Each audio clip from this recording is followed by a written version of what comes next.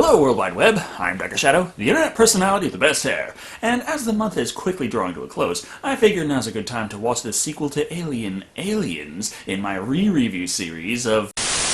It's time, Decker. Crazy, what are you doing? Time for what? Remember how I told you we were going to review one Japanese movie per month? It's time. Oh, come on, everyone's waited so long for the Aliens review already! They can wait a little longer. This week, we're reviewing Akira, the 1988 anime film based on the manga of the same name. While Akira certainly did well in its home country, it's also notable as the anime film that really took off in America, which sparked the demand for the genre in the West. It did? Huh. Have you seen it? Yeah, a long time ago. Well, what did you think?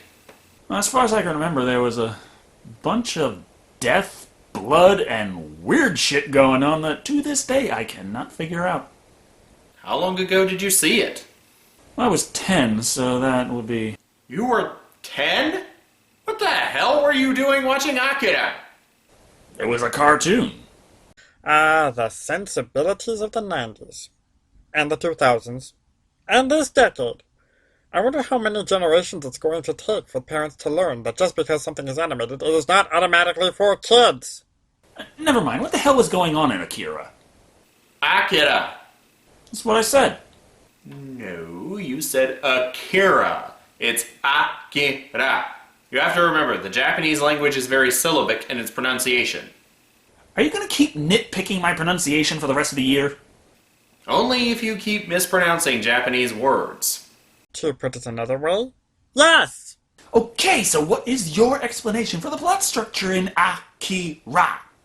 Akira, the film, was based on Akira, the manga, which was originally published in Young magazine starting in 1982.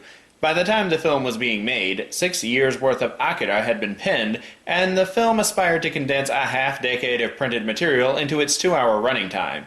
As such, if you're not already familiar with the manga, it can be very easy to become lost in this film.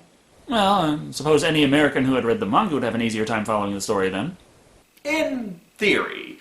But while the movie hit the States around the same time, the manga had to wait a bit longer before Dark Horse Comics got around to translating it. How much longer? About 12 years. Fucking shit, fuck, how in the hell was anybody in this country supposed to know what the hell was going on? And the movie was still successful? That's a testament to the film's quality. Or to moviegoers' willingness to throw money at explosions. Perhaps. Anyway, let's take a look at Akira and... No! Aliens! Akira. Aliens! Akira. Aliens!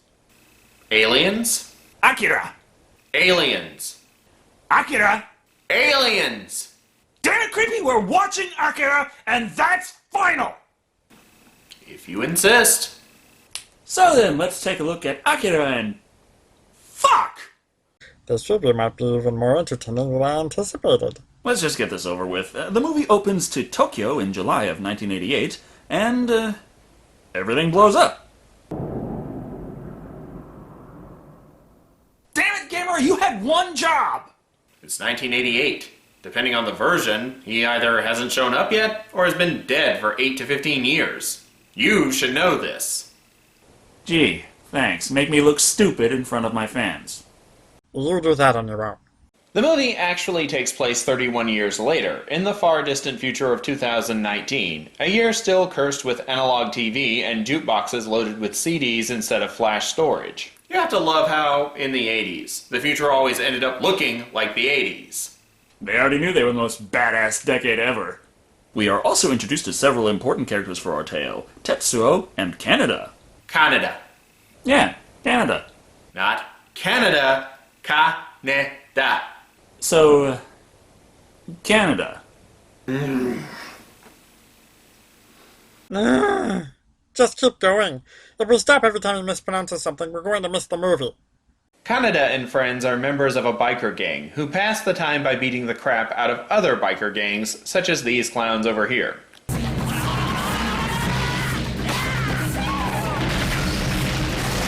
Yes, I am being quite literal with that statement. It's a roving gang of biker clowns.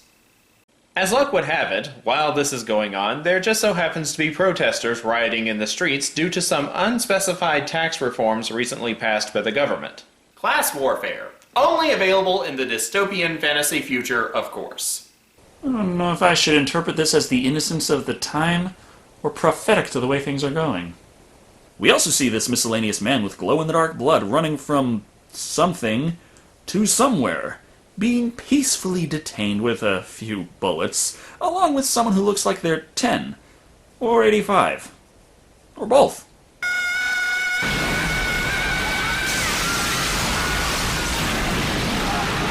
And it's a psychic superhuman thingamajig. 消えた。 And a ghost. Don't worry, Decker. It'll all be explained later. Oh, so we're going to find out why he didn't just teleport to wherever the hell he was going in the first place? No. And how about the guy who was taking him? He won't be brought up anymore in the slightest. What the fuck do you mean by all? The powers, and the reason the kid is an ancient super psychic. With the amount of movies you've watched where they don't explain things as important as this, I thought you might appreciate this one. The bike chase manages to spread all the way to the old abandoned city, which, despite being in horrible disrepair, still somehow has roads in better condition than a good number of modern American cities. Coincidentally enough, the old youngster happens to teleport right in the path of Tetsuo's bike, causing it to explode. てめえ、何しやがった。 Tetsuo looks pretty good for a guy that was just blown up.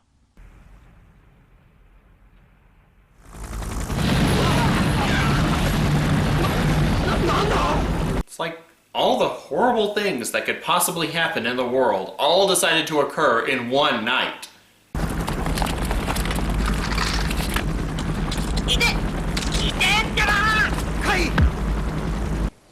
Are they trying to depict this as an overly rough detainment? Because compared to the way things go these days, this is way tame.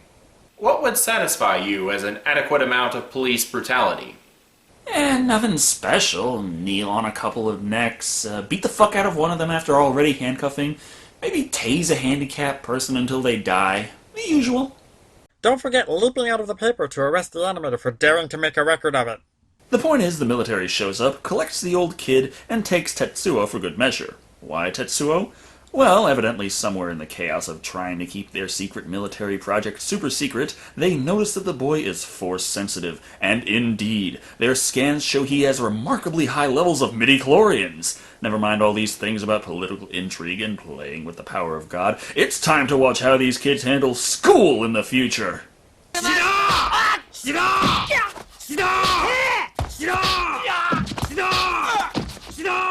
Right. So the big secret military project is located underneath the high school? No, they're just fleshing out the world for the audience. Why? Why do we need to know that the super awesome biker gang happens to be shit at their midterms? I swear, you're either complaining about the fact that they don't give characters depth, or that they do. What the hell do you want out of movies? As far as I can tell, it's mostly monsters killing people. And boobs! Tetsuo somehow left the top-secret high-security hospital, while off-screen, meeting up with Kaori and deciding to run away even further. To maximize the chances of being caught, he steals Kaneda's bike in an attempt to pull this off. However, his plans fail spectacularly as the engine stalls right as they are spotted by the clown gang.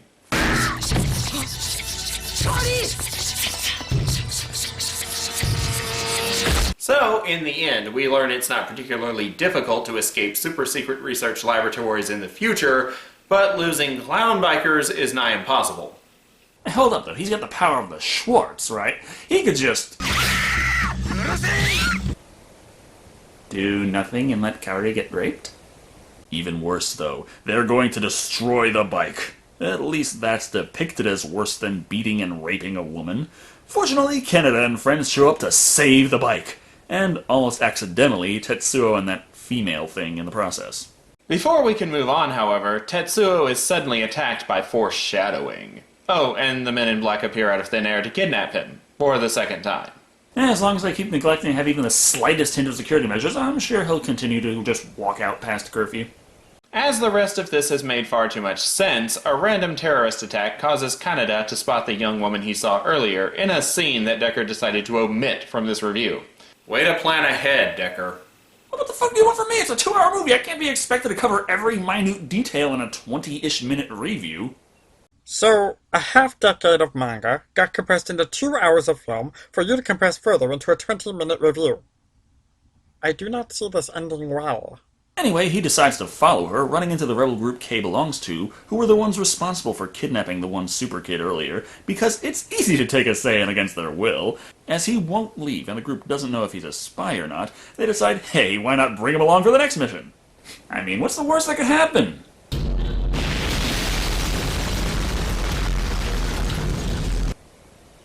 I have to say, I did not see that coming. Those are some really happy toys. Just keep telling yourself that. A minor injury causes him to bleed, which is enough to scare off the terrifying toys, who were evidently mental projections of the 3 super kids at the lab. Now that they got him good and pissed off, he breaks out of his room much more spectacularly this time. This is effectively the same as trying to keep a Bengal tiger in a cage made of Tinker toys.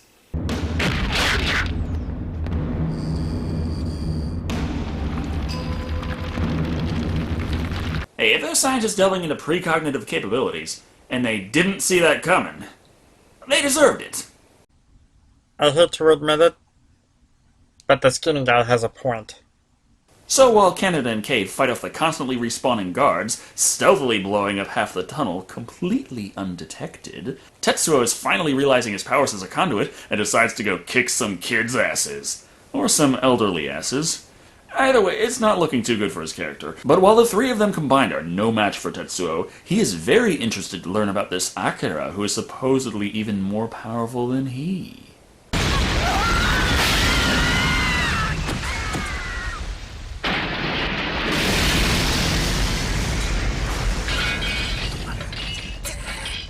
And Kaneda knew where to find him because Kay was taken over psychically by the little woman to give him directions because...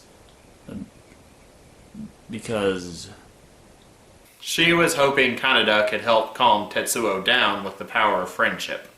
At least it made this entrance considerably less random than it would have otherwise. Kaneda tells Tetsuo he's here to rescue him, but the kid's inferiority complex, coupled with his newfound power, result in him shunning and practically killing the gang leader. Learning from the young old girl where Akira is held via telepathy, Tetsuo flies off to release him while Kaneda and Kei are imprisoned by the military. Here, Kei begins musing on how the children and Tetsuo could have such powers. 猿みたいなものだったわけでしょ、人間って。その前は爬虫類や魚。そのもっと前はプランクトンとかアメーバとか。Her concept of evolution is so wrong on so many levels. It's an anime, Decker, not a science textbook. そのもっと前の水や空気にも遺伝子はあるのかしら。宇宙の塵だってそうでしょ。This is the worst explanation of abiogenesis I've ever heard. もしあるとしたら、どんな記憶を秘めてるのかしら。Just when you think it couldn't get any worse, you paired it up with homeopathy. It's not homeopathy, it's genetic memory. A completely different crackpot theory. It's a movie. It's bullshit! And yet he didn't bat a fluttery eyelash when Tetsuo started flying. Fortunately for these two, their cell is just as secure as all those measures they took in the super-secret laboratory to ensure Tetsuo doesn't escape. Mainly so the old wise toddlers can use Kei for something, as they teleport her specifically, which makes me wonder why they didn't just do that in the first place and leave Kaneda in the cell, but never mind that. Tetsuo has gone Super Saiyan.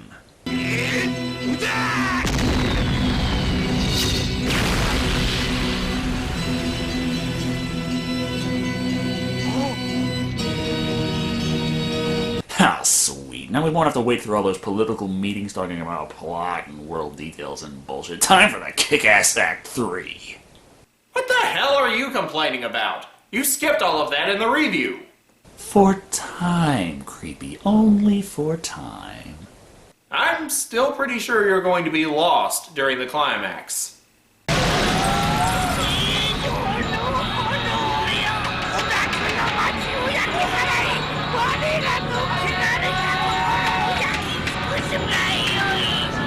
The fuck? The cult of Akira. One of those insignificant details you brushed over. And he wonders why this film confuses him so much. Tetsuo wastes no time, heading directly for the Olympic Stadium. What? What's he want to do? Break all the world records in one day? Akira is being held in a secret facility beneath it, as they've established several times in the movie. Also, I'm pretty sure you're disqualified if you impale 3 or more people during the javelin throw. Kay happens to be waiting there for him, and it turns out that the Children of the Corn are using her as their pawn so they can fight directly against Tetsuo. This really doesn't do all that much to help, as Tetsuo brings Akira's capsule to the surface in short order.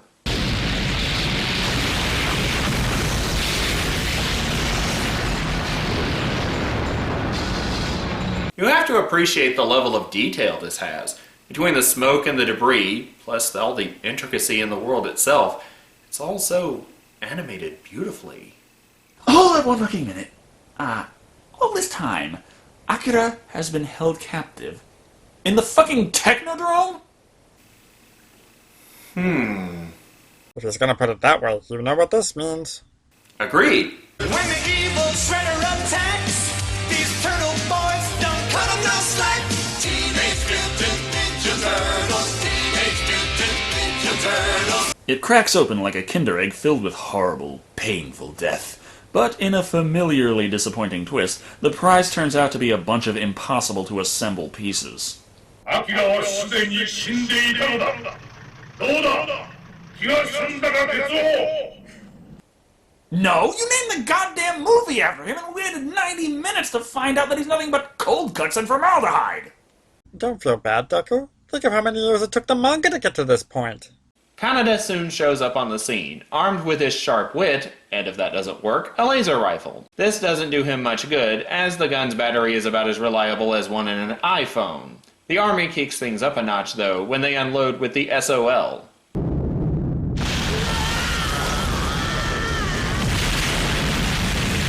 Yeah, I guess they would be pretty shit out of luck. No, Decker. SOL stands for Satellite Orbiting Laser. Same difference. Not to be bested by a floating heap of metal, Tetsuo... Hey, wait a minute. Did they actually... They don't have sound in space!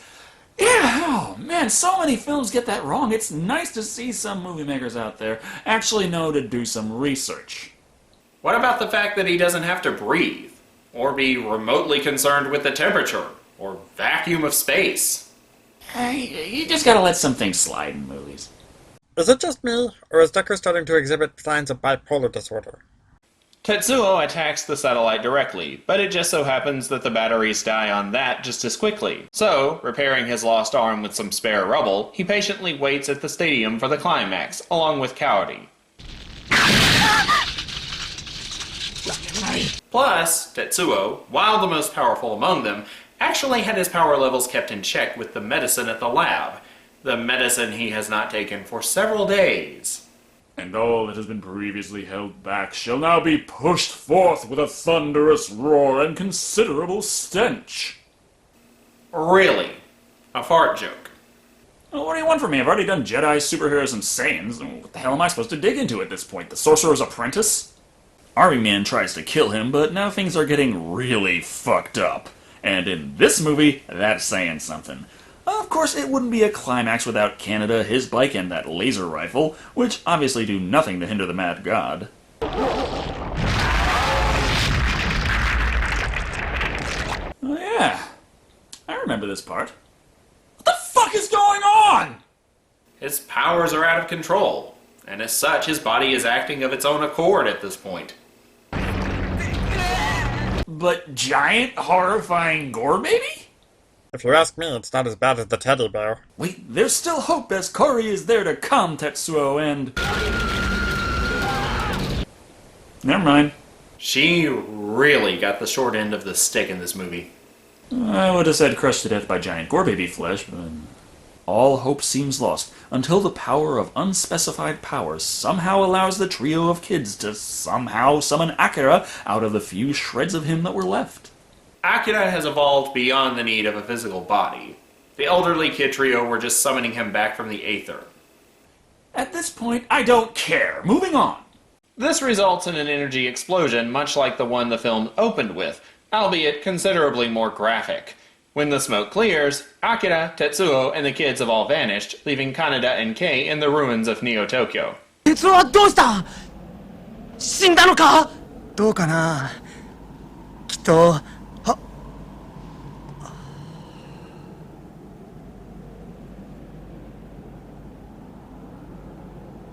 Yes, ignore the millions, or at this time, potentially billions of people who died. The sun came out, so happy ending. And the last thing we see is that Tetsuo is at the center of a brand new universe, I think? So, does that make him a god then? You could say that. A god suffering from a serious inferiority complex. Huh. Well, actually, when you put it that way, it does make a lot of sense. How so? Rule 1, worship me. Rule 2, don't worship shit that isn't me. That kid's gonna need to grow a divine pair if he wants to survive an encounter with an elder god. We don't screw around. I have to say, after watching this again for the first time in, 2 decades, it actually was a lot more coherent a story than I remembered. Possibly because as a film reviewer I don't allow things to distract me while I'm watching a movie. It's a good thing too, because there is so much going on in this film, if you blink, you could wind up lost in minutes. Not to say that the story is a deep interwoven masterpiece. Honestly, at its heart, the story in Akira is very simple. What complicates it is the massive amount of depth the world is given. That's both good and bad, as the world in Akira really comes alive, but I can't help but feel that there were some better ways to spend quite a bit of the 2-hour running time. I'll give the film this much. The animation is so good, it makes mundane events somehow very impressive. But still, while this movie is amazing in its own right and very entertaining, the faults I do find do add up, leaving a noticeable kink in the armor at 4 disciplinary slaps out of 5. Like Decker, my first viewing of this film was some time ago, though I myself was in junior college and saw it on pay-per-view. Upon re-watching it, there is a lot of material to take in that my first viewing either overlooked or missed out on entirely. While the voice acting is good and the animation nothing short of stellar, the plot itself falls short of my expectations. Not that the plot isn't good, but as Decker pointed out, the film is both complex and simplistic. The duality of this left me with a sense of disjointment, as I spent a great deal of time on trying to assimilate the information about the world the tale took place in, while sometimes overlooking character aspects and motivations. That being said, Akira is well worth watching if you enjoy sci-fi political thrillers. It's easy for me to see why this film became such a breakout hit in the United States, as there was quite literally nothing at all like it around at the time. Akira is a mess, trying to compile 6 enormous volumes worth of manga plot into 2 hours. Thus, almost all the aspects of the manga that it remains famous for are condensed. I strongly suspect the storyline would have been better served as a trilogy of films, but as was the case in the US, such things were not common at the time in the world of anime. Despite its glaring flaws, however, Akira is still a groundbreaking achievement, netting 4 solid kill sat strikes out of 5. Hold on, Creepy, I don't mean to interrupt, but why did we have to watch the Japanese version? What are you talking about? The movie is Japanese. You know what I mean, it was translated to English, and most of my audience speaks English, so why not just review the dub instead? Which one? What do you mean, which one? The English one! No, that's what I mean. Which English dub? There are several for this film. There was the original release under MGM, but in 1993, Pioneer Entertainment released a version with a completely different English dub, and then there was the Australian release with... You know what, never mind. I'm glad we went with the Japanese version. Good, because some of the films I have in store for you are painful enough on their own without having to be subjected to the English dub on top of it. Wait, what are you intending to subject me to? Oh, look at the time! You've got to get started on the Aliens review, right? Doodles.